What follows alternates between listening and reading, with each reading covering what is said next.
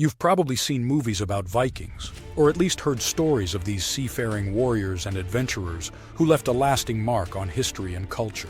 But not everything shown today is historically accurate. Let's take a closer look at 10 fascinating facts about the Vikings. First of all, it's important to understand that Vikings were not a single unified people.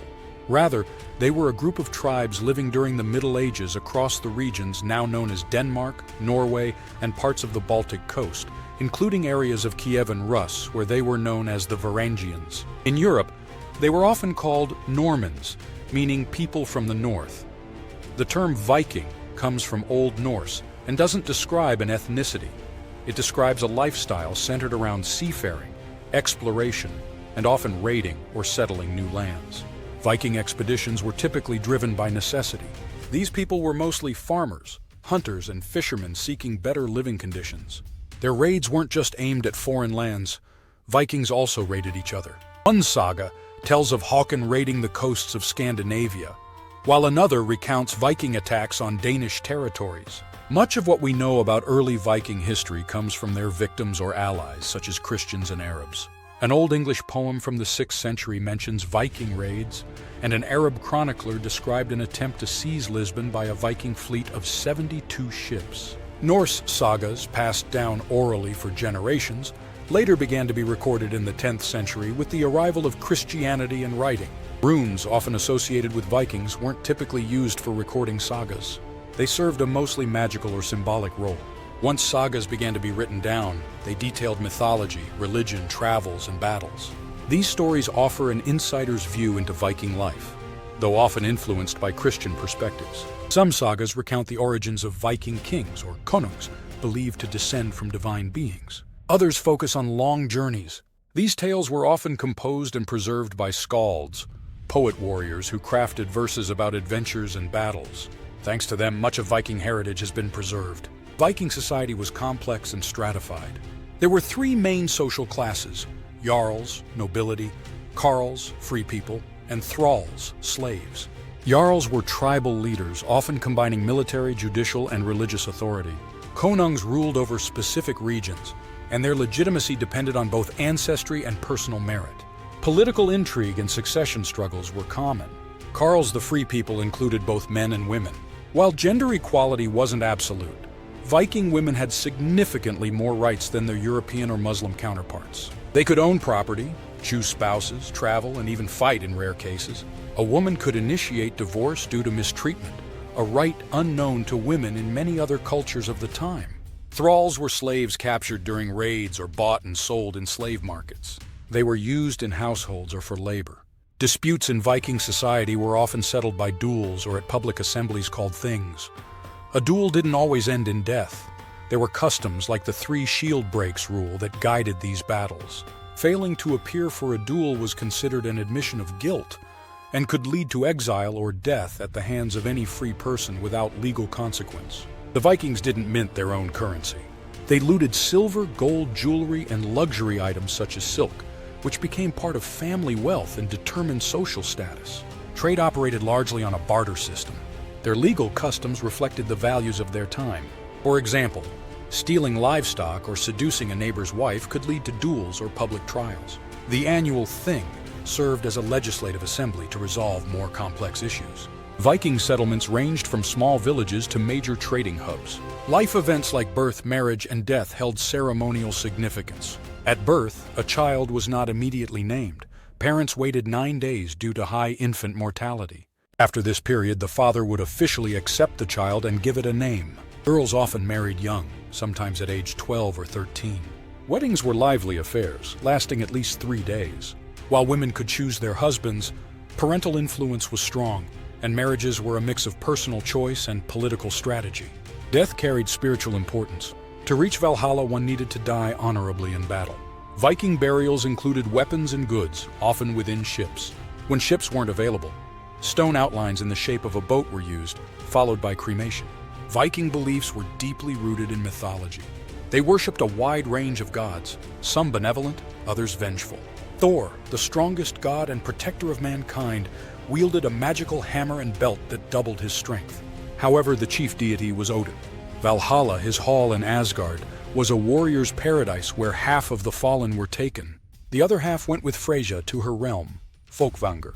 Both afterlives featured endless feasting and drink. Viking rituals could be extreme, including human sacrifices. In 2011, archaeologists in Denmark discovered the remains of children at a ritual site, supporting accounts from medieval Christian monks who often clashed with Viking raiders targeting monasteries. Viking ships were marvels of engineering. Warships called drakars and trading ships known as nars closely resembled the boats used in Kievan Rus. Archaeological evidence shows Vikings traveled astonishing distances, from Morocco and Baghdad to North America, which they called Vinland. They reached these shores 500 years before Columbus. Artifacts have been discovered in Canada and even Greenland, which was settled out of necessity rather than ambition. Vikings explored and established settlements across Iceland, Africa, Scotland, Portugal, and famously, England and France. In France, the Viking Rollo founded a duchy, while in England, Danish King Canute conquered the kingdom and ruled it. Vikings often brought cats on ships for luck and pest control. Three-colored cats were especially prized and considered sacred to Freyja. They also brought animals like goats, ponies, and ravens, which helped them navigate. Vikings used the sun, moon, and stars for orientation and carried smoldering fungus to preserve fire during long voyages. This slow burn technique involved boiling the fungus in urine, an accidental discovery that proved essential. Viking expeditions were not only for plunder but also for settling fertile lands, as overpopulation and famine were common in Scandinavia. For wealthy nobles, military campaigns were a way to gain prestige and land. Despite popular portrayals, Vikings had relatively good hygiene. They bathed weekly, washed their clothes, and carried grooming tools like combs and razors. Their soap, rich in lye, helped remove dirt and lice. Some homes had bathing pits or wooden tubs, and in Iceland, geothermal hot springs were common. Vikings groomed their beards with specially made combs. Women were forbidden to cut their hair short, as long hair was considered a standard of beauty. They also used utensils for eating, such as wooden spoons and knives, which were often worn on chains.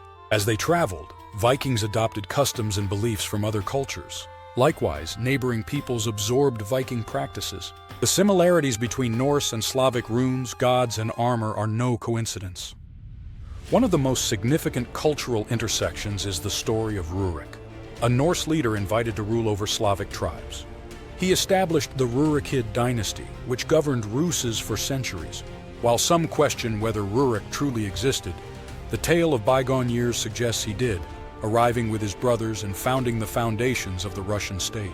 His descendants, including Igor and others, expanded this realm, uniting many tribes. Evidence of Scandinavian influence in Kievan Rus includes jewelry, weapons, tools, and even names. The famous Kiev letter, a historical document, includes runes similar to those used by Vikings. These findings show the deep cultural exchange between the Norse and the Eastern Slavs. Among Viking warriors, a special class existed: berserkers.